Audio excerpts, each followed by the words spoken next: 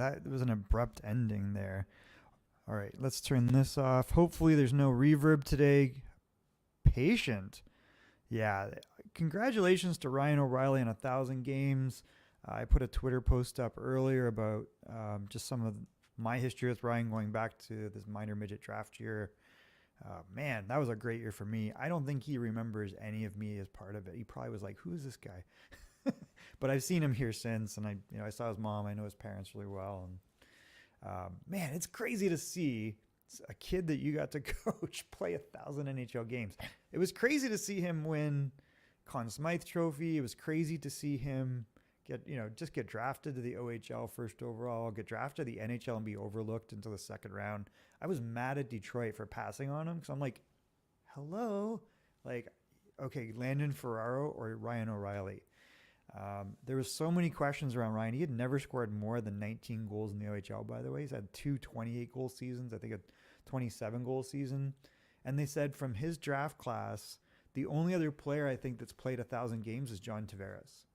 So if you look at him coming up, he was drafted in the second round. We played all his contemporaries, right? Like in the OHL, Ryan went first overall to Erie. Then it was Taylor Hall to Windsor, and that worked out really well because he won 2 Memorial Cups. Actually, it was an interesting Tyson Barrie connection there. I didn't realize.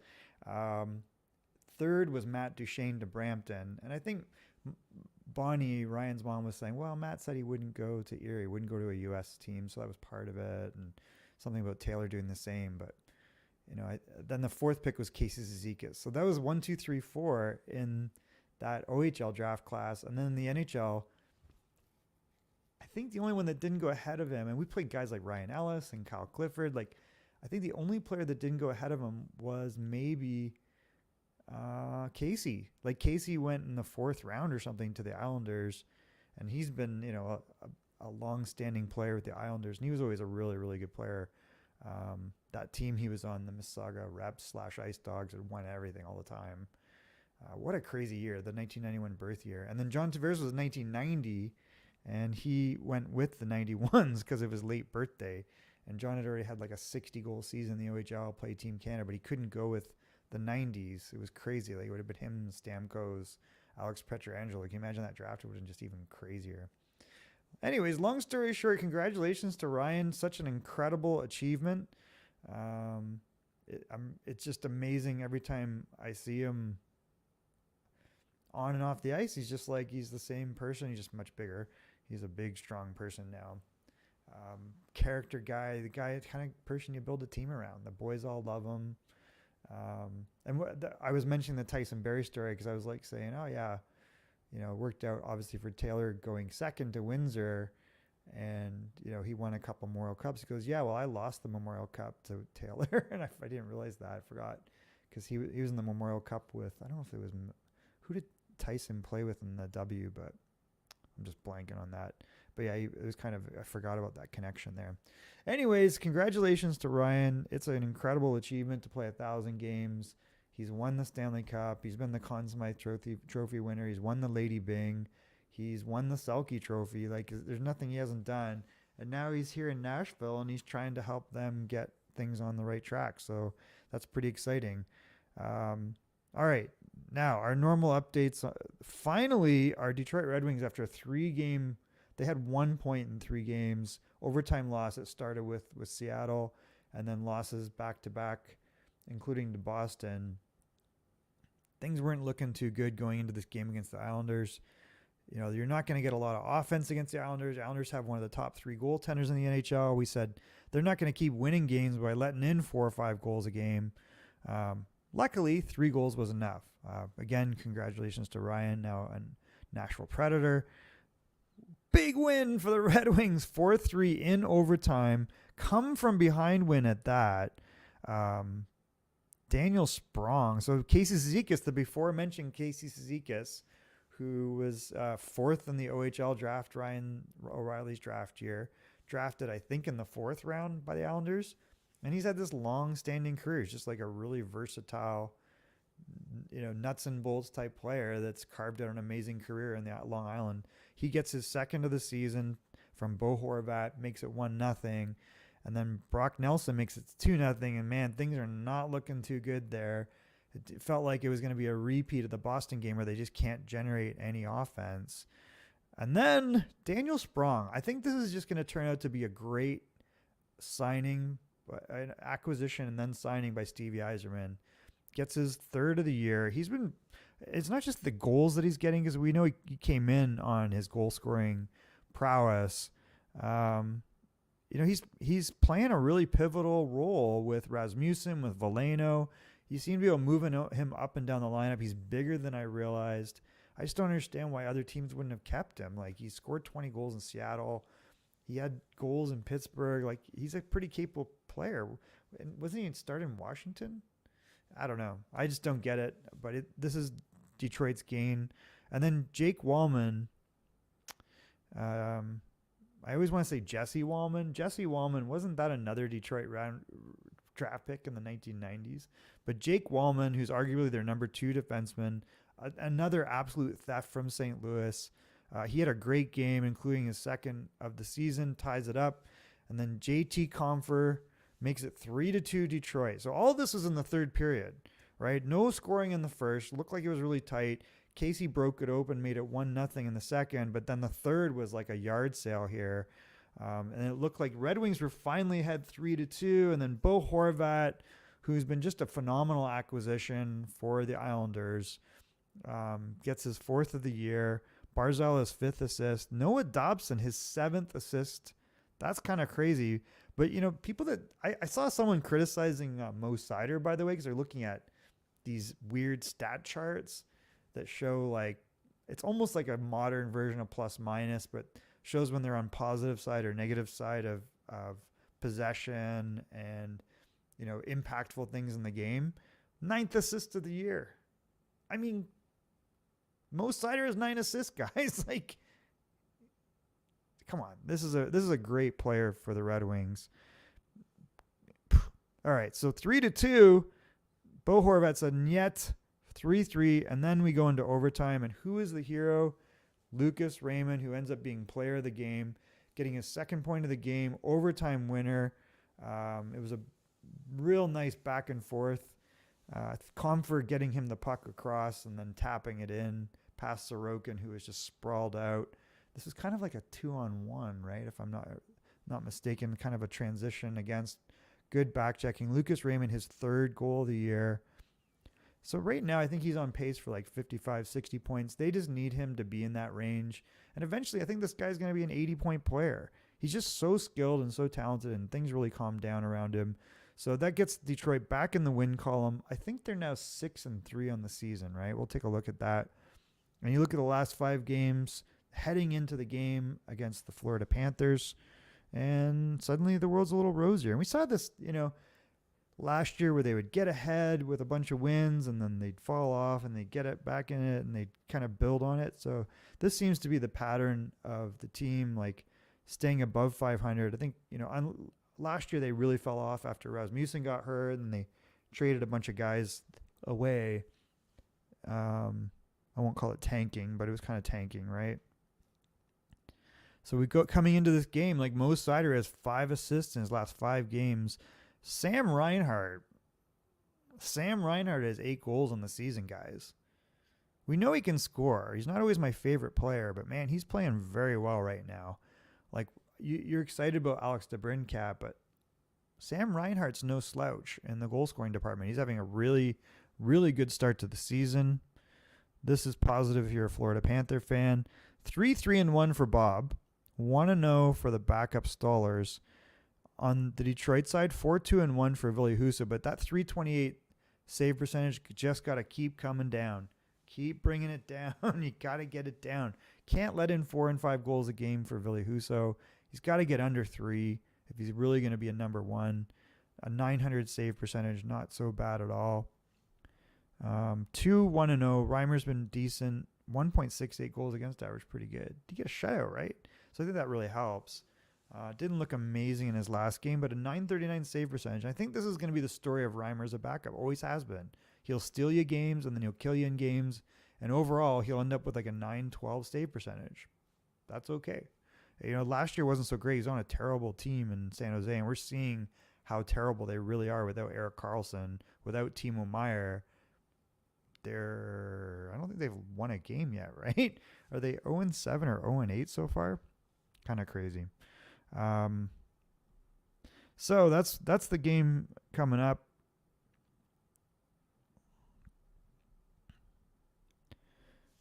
Let's just take a quick look at what else happened last night. So you had the 4-1 win by the Kings last night over the Maple Leafs. Are Maple Leafs fans concerned about this? I don't know. Goals from Englund, the defenseman, Andrews Englund, Philip Deneau, and Arthur Kaliev. John Tavares got a goal back, and William Nylander extended. I think the streak is 8 or 9 games, or is it 10 games? Like this is I think is a Toronto Maple Leaf record, right? So William Nylander getting an assist on that extends his point streak. Tavares, I think, has already got 5 or 6 goals. So that's a good news story if you're a Leaf fan, but they need more. Obviously, they can't be throwing these games. The Kings are a good team, though. And then the Adrian Kempe goal was kind of like just a cherry on top. And then last night we saw Vancouver. Like, Vancouver, is that a revelation to you? They look very good right now. Elias Pettersson having a phenomenal start to the season. We'll look at the scoring leaders, but I think he's top 4 right now, top 3. That might have put him ahead of Dylan Larkin last night. Sam Lafferty, by the way, I like. He gets his second goal of the season for Vancouver after coming over for basically nothing from Toronto. I think that's a great pickup by the Vancouver Canucks, who look real good. I mean, listen, last year a lot of their problems were goaltending, and then health of other players. They move on from Bo Horvat.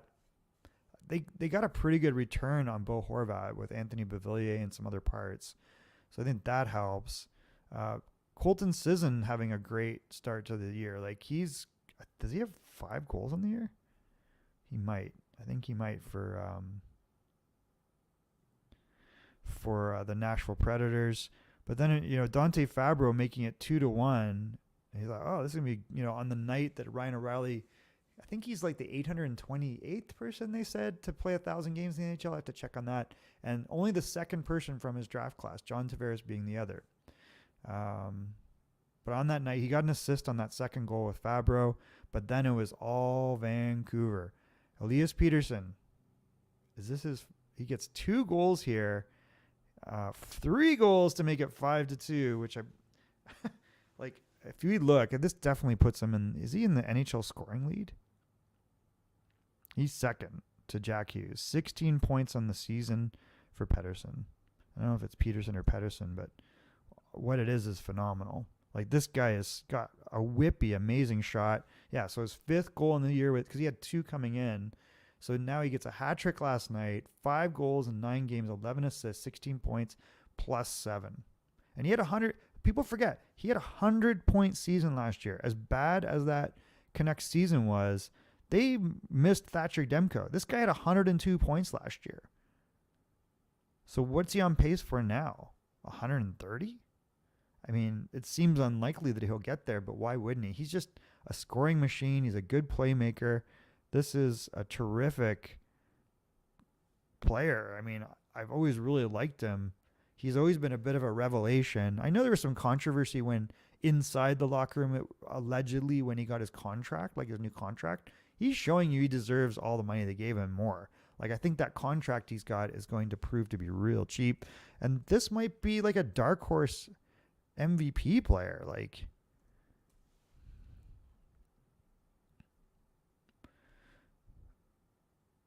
he's made, let's see, what's the contract?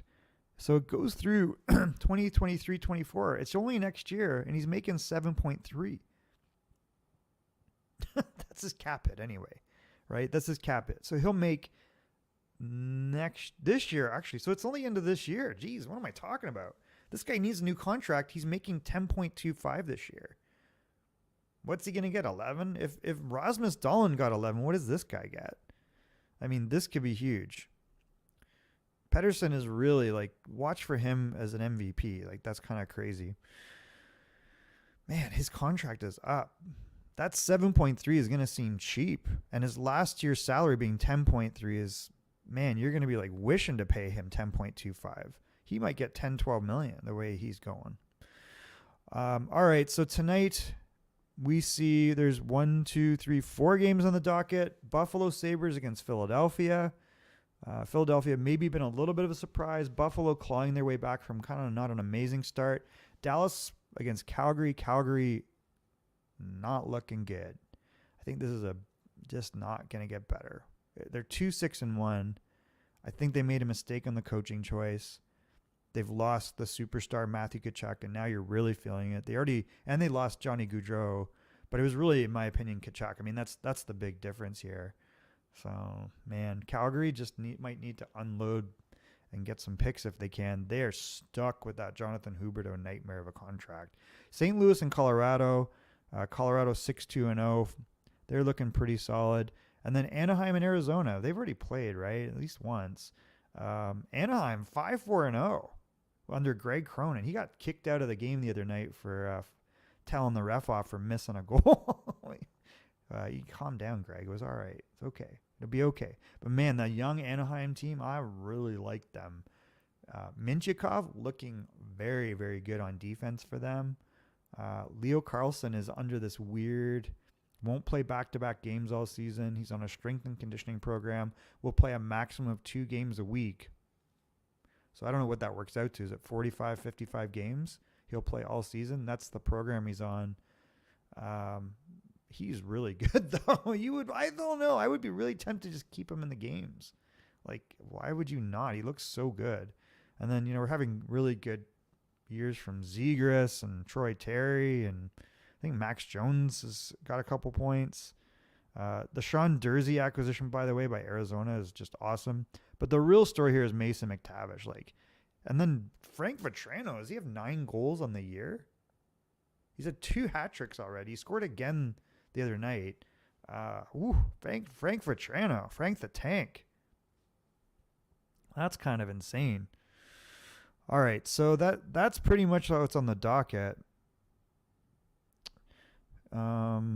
What games are you looking forward to? I'm actually gonna I'm really liking. I've never been a Ducks fan for a lot of reasons, but man, you gotta love what's going on there. I like Vatrano on that team. I like McTavish. It's fun watching Zegras. If Drysdale was healthy, that would be really helpful. But right now, you're watching Minchikov, and man, he looks really good.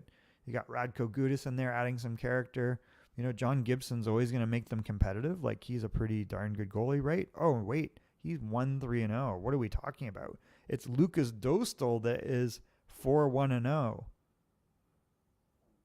Like, John Gibson at some point, we all know he's athletic and he's got all the potential in the world, but, I don't get this.